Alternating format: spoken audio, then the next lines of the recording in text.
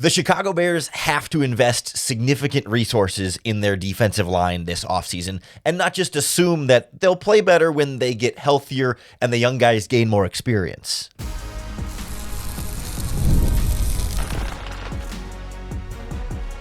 You are Locked On Bears, your daily Chicago Bears podcast. Part of the Locked On Podcast Network, your team every day. This is Locked On Bears, and I'm your host, Lauren Cox. I'm here to bring you your daily, in-depth Chicago Bears news and analysis. On the show today, we're going to go through all of the Bears' biggest needs on defense, starting with the defensive line, which has to take priority over any other spot on this roster because of how much of a weakness it has been and how they've tried and failed to properly secure that spot and the ripple effects that stabilizing the defensive line can have on the rest of the defense and the team. We'll take a look at some of the other positions on that side of the ball that also need some investment, starting at defensive backfield, where they got a bunch of free agents to either re-sign or replace, plus some potential turnover coming at the linebacker position as well that might be lower priority, but still a very important part of the piece of the off-season puzzle.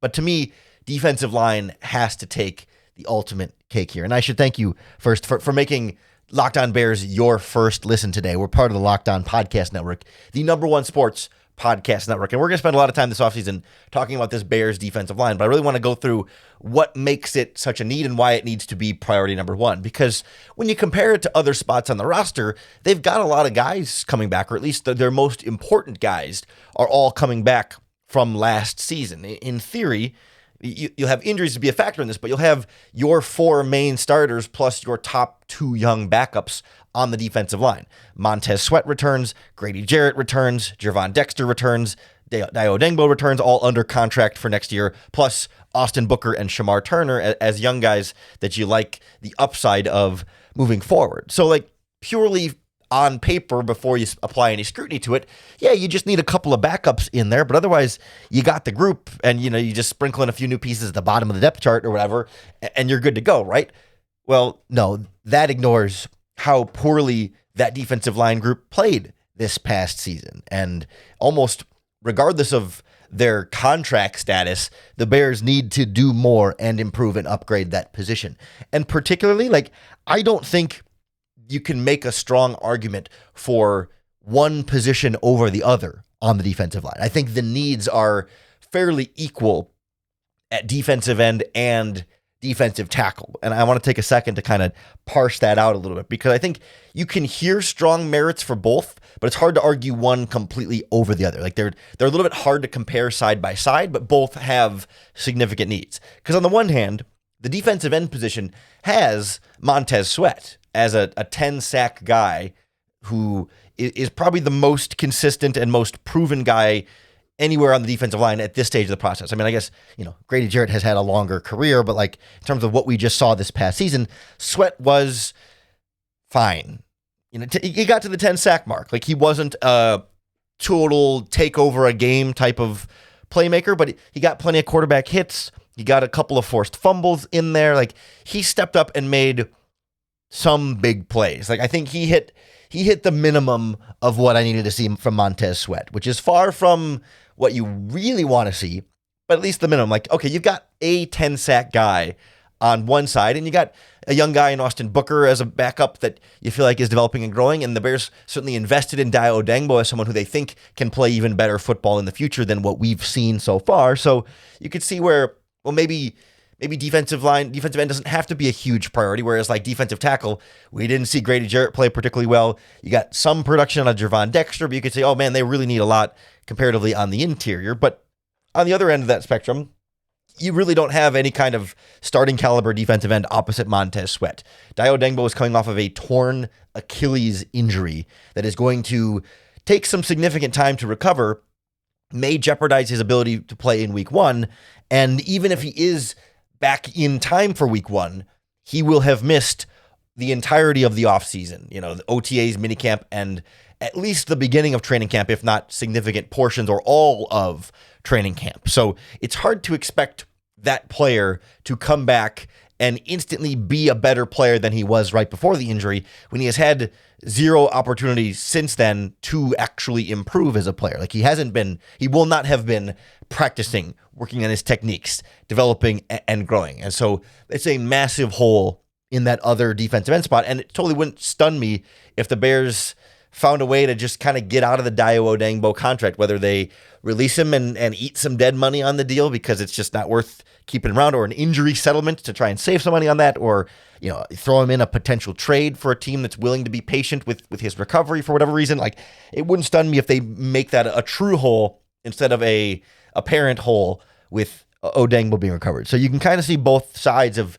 the defensive end equation. And I think it's similarly at defensive tackle. It's like, well, you got Grady Jarrett and Gervon Dexter. When healthy, they should be, how do you want to characterize average starting defensive tackles? You can see the upside of if Dexter takes another step forward and if Grady Jarrett can get back to playing a little bit more like Grady Jarrett and not the guy we've seen the last couple of seasons. Sure, that group could start to be serviceable perhaps, but Grady Jarrett is about to turn 33 years old. We haven't seen Grady Jarrett play at a very consistently high level since 2022. It's hard to imagine that at age 33, all of a sudden he finds the fountain of youth and gets much better than he was the last couple seasons. But fair enough, he was injured for a lot of this year, so maybe he wasn't 100% healthy, and maybe fully healthy again, he could start to play better. So, I can kind of go back and forth there. And like Gervon Dexter got the sack numbers a little higher than, for what you were looking for this season. He got up to, 6 sacks here. Like, all right, trending in the right direction. But I don't think he was nearly consistent enough against the run and really wasn't giving you the down-to-down pass rushing consistency that you'd like either. Like, found a way to make an impact here or there, but you need guys who are more consistently disruptive on the interior. And he was a lot more like a flash here or there. And now we're going into year 4 of Gervon Dexter. Like, he's got to show us a heck of a lot more in year 4 than we've seen through years 1 through 3 if we're going to start having any kind of contract extension conversation with him in the future, because he certainly isn't there yet in my book at all. So those guys have underwhelmed for me. And then Shamar Turner is coming off of a season-ending injury. We barely saw him last season. So like, all 3 of your defensive tackles could give you very little, or all 3 of your defensive tackles could give you quite a bit. And it's a real wild card there. And we're seeing across the NFL, interior pressure matters just as much, and in some cases, if not more, than edge pressure. Not necessarily in terms of the total number of sacks, but just the disruption of having an interior pass rush in a quarterback's face as opposed to coming around the edge. I mean, you can think about it with Caleb Williams in particular. When he gets a defensive end crashing down on him, he's pretty good at running away sideways and escaping that edge rusher. But when the pocket collapses right in his face, those have been a little bit harder for them to escape because it usually happens a little bit quicker, and they don't have as much like directionality to move away from because it's right in front of you. You go left to right, there's defensive end still on either side. But if you're getting crashed on one side, it sort of splits the field and you kind of have a direction to go and escape. So the Bears need, and I didn't even mention the run defense challenges Chicago had this past season trying to stop the run consistently. Like, linebackers did a decent enough job trying to come downhill, but they were still 29th in yards per carry, 27th in total rushing yards allowed. Like, they were giving up way too much space on the ground, and a lot of that was on the interior.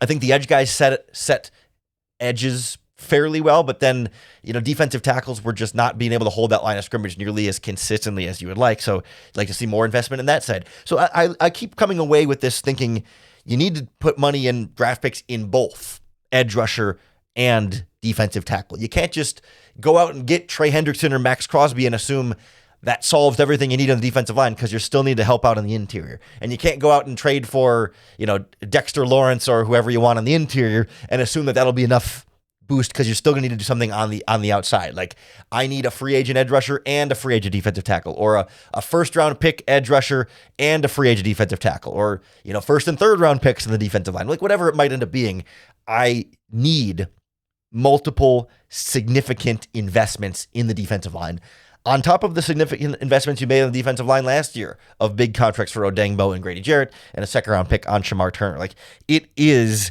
need number one, and everything else falls in second place and beyond. I think the safety position is a close second, just because all of the safeties on your roster from this past season are set to be free agents. But I think it's a position that doesn't necessarily demand as comparatively significant of an investment. But we'll take a look at how big the need is at safety and in the Bears secondary next on Locked On Bears.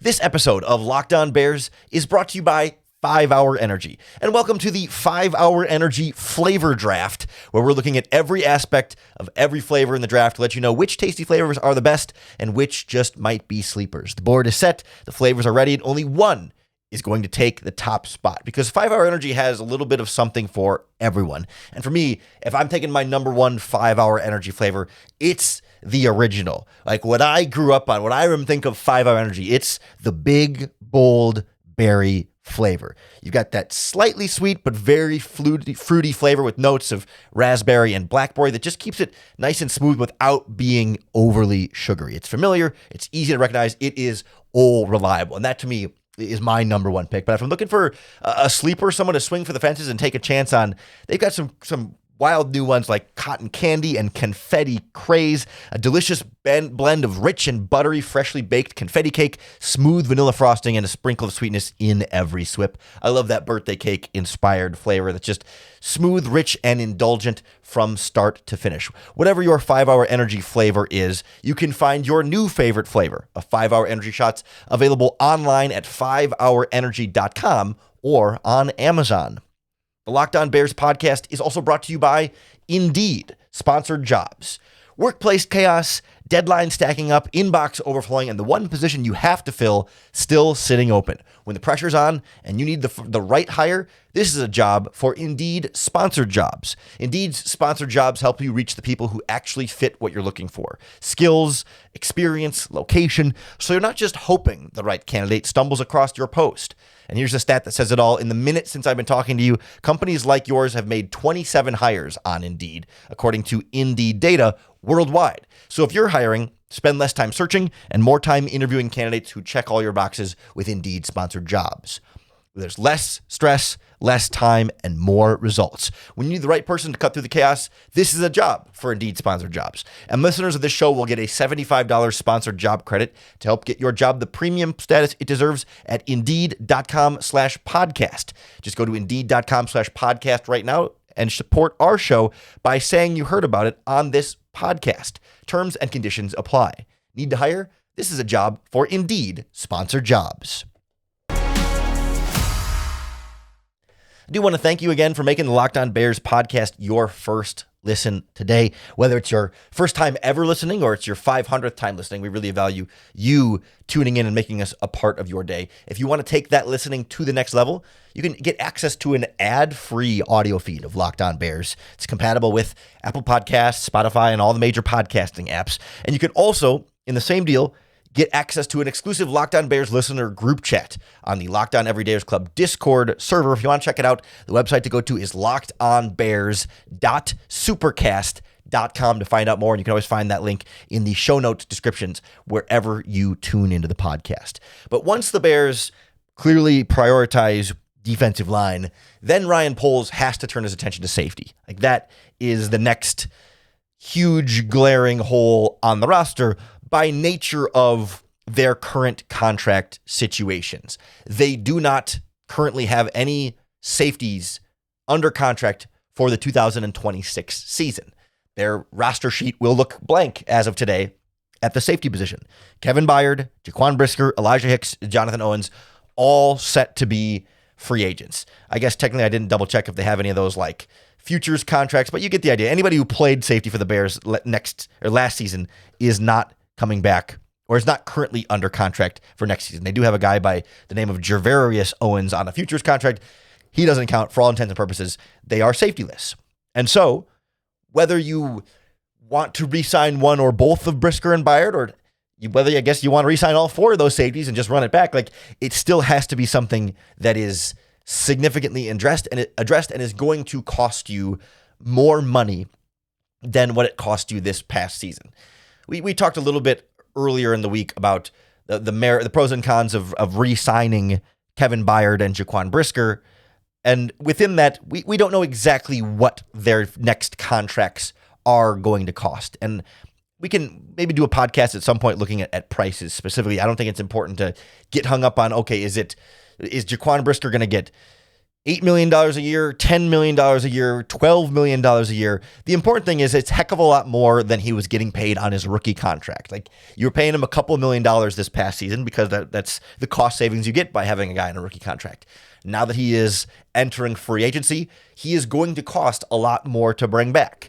Kevin Byard just had one of the best seasons of his career. Like, he's also about to be age, 32, 33 at this stage of the process. So I don't think he's going to get a massive raise, but he too could cost you $1 million or $2 more this year than he cost you last year. And you already don't have any extra salary cap space to even re-sign these guys right now. So in all likelihood, the Bears may not be able to afford or want to pay both of those guys the type of salary raises that they are due, especially as Dennis Allen starts to implement more and more of what he wants in his defense.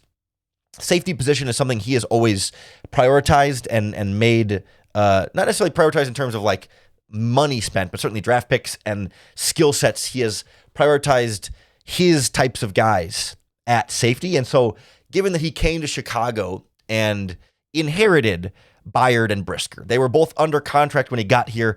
They weren't guys that the Bears were just going to get rid of when he got here. Like they kind of, I don't want to say they handcuffed them to him, because I think he was happy to have them and have the year to see, okay, what can these guys do and not do based on what I asked them. Like, you can watch them on tape, but it's different to see them at practice every day, and you can experiment with some things that maybe they weren't asked to do in previous defenses, or certain responsibilities that they didn't have to previously, think about or be aware of or be in charge of in the defense. And now he's had a full year to say, okay, I see how Kevin Byard does these things.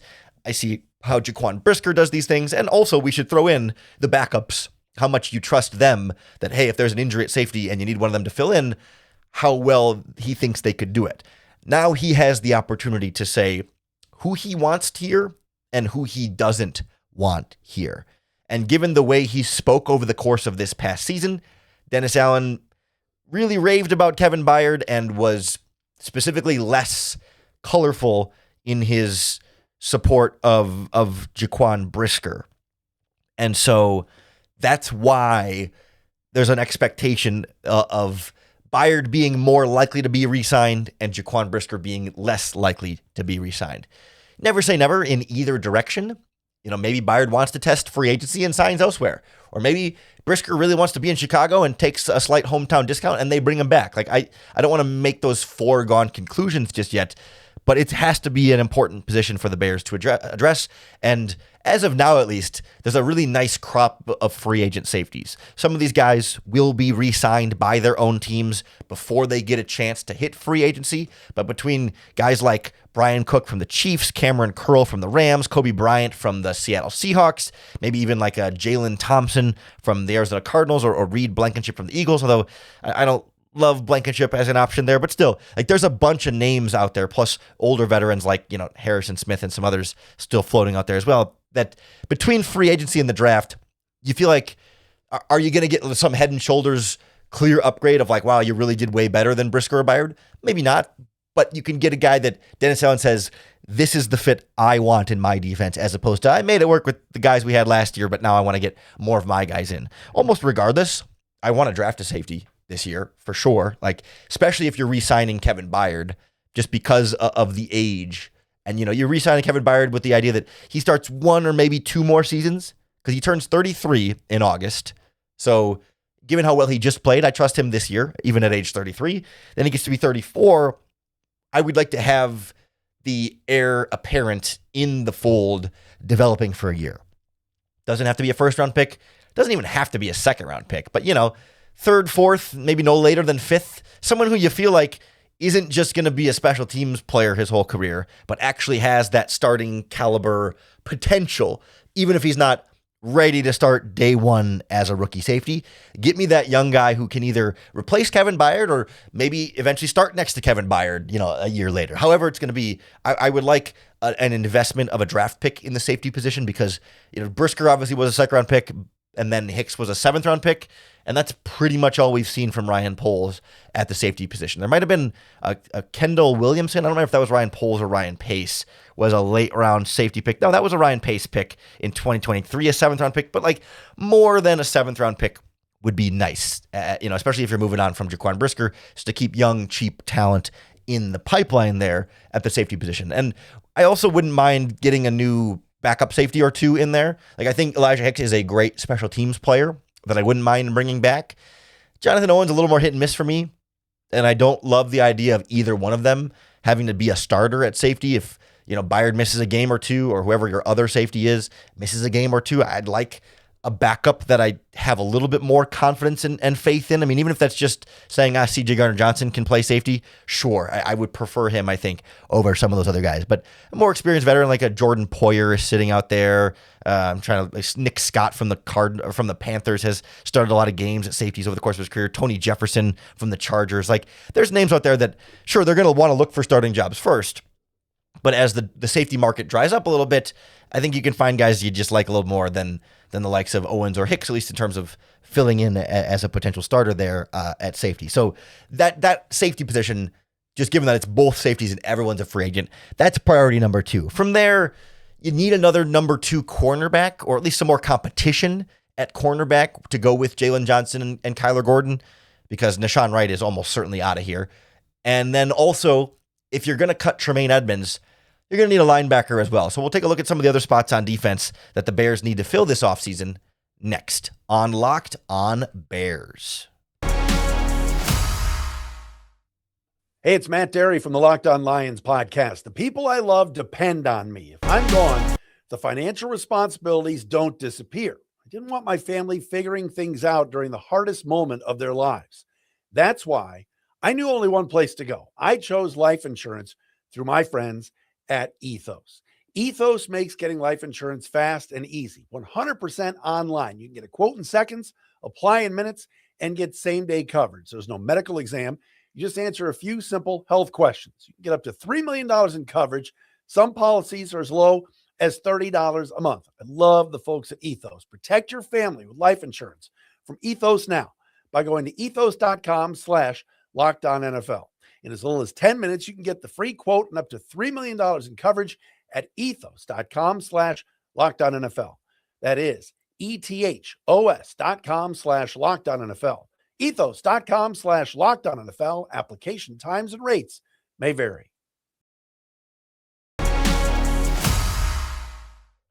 So the Bears have already inherent built-in needs at safety and on the defensive line. I think cutting Tremaine Edmunds is a good idea, but then creates a need at linebacker, and letting Nahshon Wright walk, which I also think is the right idea, also then creates a need at cornerback. And those are kind of the last big spots. Like, we talked about starters on the defensive line. You're going to need backups on the defensive line as well. And you're going to need more backups at cornerback. And we talked about backups at safety. Like, you're going to need more depth almost everywhere across the roster. I mean, linebacker is the one spot where you got a few guys under contract, but also guys that are injured there. So they may even want to address that in some ways as well. But like, to me, I guess next priority would be linebacker, because if you cut Tremaine Edmunds, you also have DeMarco Jackson as a free agent. And that would be a really high priority for me to try and go out and re-sign, because I feel like DeMarco Jackson is the ideal free agent signing to be like, hey, if we need him to start, full faith and full confidence in him being a starting linebacker in this defense. But you don't have to pay him to be a starting linebacker, and you could still also sign a starter ahead of him and have him just be super, super valuable depth that you can call on at any given point, but don't need to throw out there and call on. Because otherwise, you've got TJ Edwards, who's injured, but should be, ready to go by training camp and stuff. You got Noah Sewell, who's injured, and that one is a little bit more of a potential, disruption in the offseason. We'll see how the recovery timeline goes on that. And then DeMarco Jackson's a free agent. So if you cut Edmunds, you'll have injured Edwards, injured Sewell, and free agent Jackson. Your only other linebackers would be Ruben Hippolyte and Amon Ongbamiga. So, like, to me, you need to address that by certainly re-signing DeMarco Jackson, and then maybe still going out and bringing in another linebacker. Whether that's a free agent of any kind.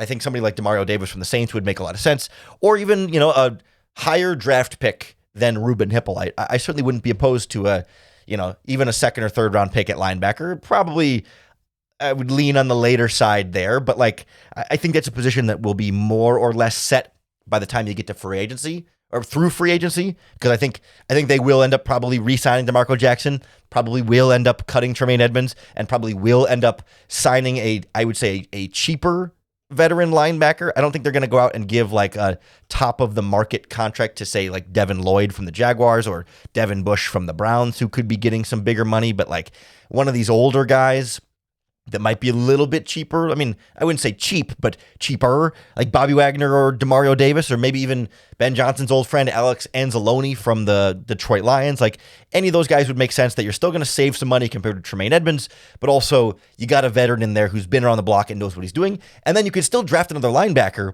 and have them developing on the bench, because we all kind of feel like this will be TJ Edwards' last season in Chicago, if they even do bring him back for sure. And so, well, DeMarco Jackson can be one of those starters of the future. If you're also signing an older veteran free agent linebacker, you're going to need two linebackers of the future. And Noah Sewell has not proven to me that he's a linebacker of the future. Ruben Hippolyte is very early in his career, so I'm not going to write him off, certainly. But year one didn't necessarily tell us he's some steal that's going to be a starter someday. I mean, we'll see. But just I don't have my future linebacker starters under contract right now, so sign me some free agents and draft me a linebacker with, again, like not a 7th round pick. Like, can we do a little bit earlier than that? Someone with some real starting potential, kind of like the safety position. Don't need to draft them as a day one starter, but someone who I think can become a starter after a year or maybe 2 on the bench. You know, that's the kind of linebacker I'd like to get in the draft this season. Then we come to cornerback, which is maybe the most precarious spot in terms of how you address it this offseason as a need. Because you've got Tyreek Stevenson coming back from last year, who I continue to feel like has shown you a lot to like, obviously plenty of mistakes along the way, but is in this sort of weird doghouse world where he just can't get playing time despite playing better than some of the other cornerbacks the Bears have rotated in when there have been injuries.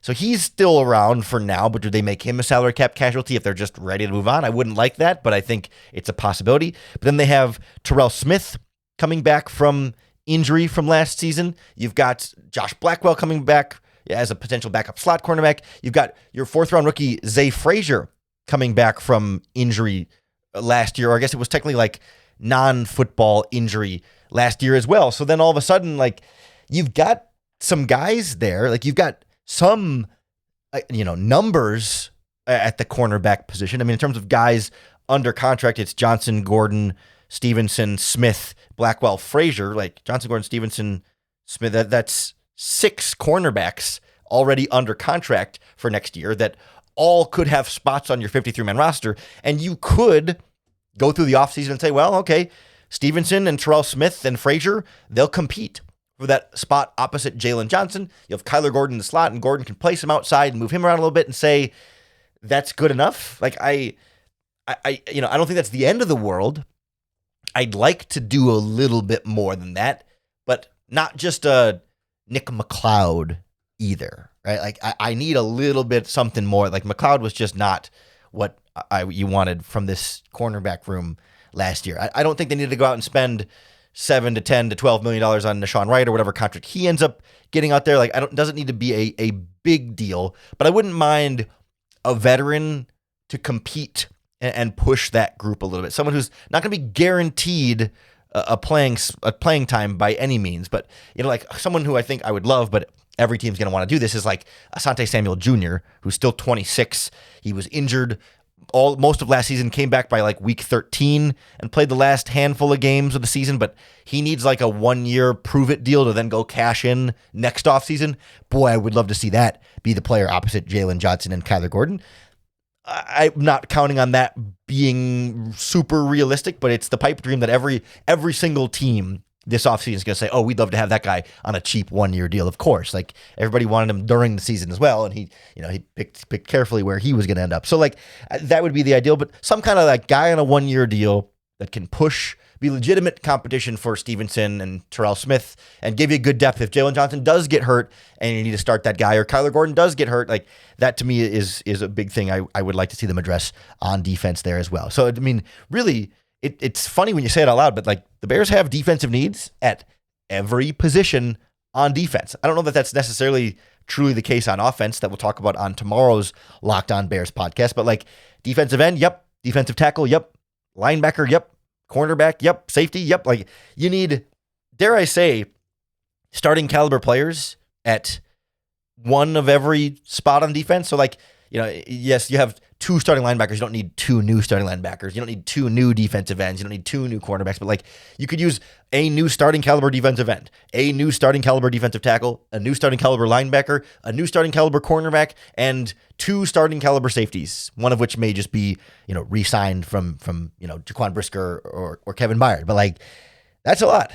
That's a lot of defense, and it's why we talked this offseason about how expect a lot of change on that side of the ball as Dennis Allen tries to get more of his guys in there as opposed to the guys he inherited and made it work for a season. But now, all right, it's my turn to get more of the guys that I would prefer as Dennis Allen in my defense. Whereas I think the opposite is going to be true for Ben Johnson. And we'll talk about how this Bears offense should try and do the opposite and maintain as much continuity as possible. We'll talk about that on tomorrow's Locked On Bears podcast. So make sure you hit the subscribe button on YouTube or wherever you listen to podcasts, because that's going to be the best way to keep up with all of our daily, in-depth Chicago Bears news and analysis. Thanks for making Locked On Bears your first listen today. We're part of the Locked On Podcast Network, now the #1 sports podcast network. Don't forget to check out the Locked On Bears Everydayers Club at lockedonbears.supercast.com if you want access to that ad-free audio feed. But otherwise, you can keep tuning in the same way you always have. We're staying free and available on all platforms. This is just an opportunity for next level listening. But no matter when and where and how you tune in, you can be sure that the Locked On Bears podcast will give you another opportunity to bear down.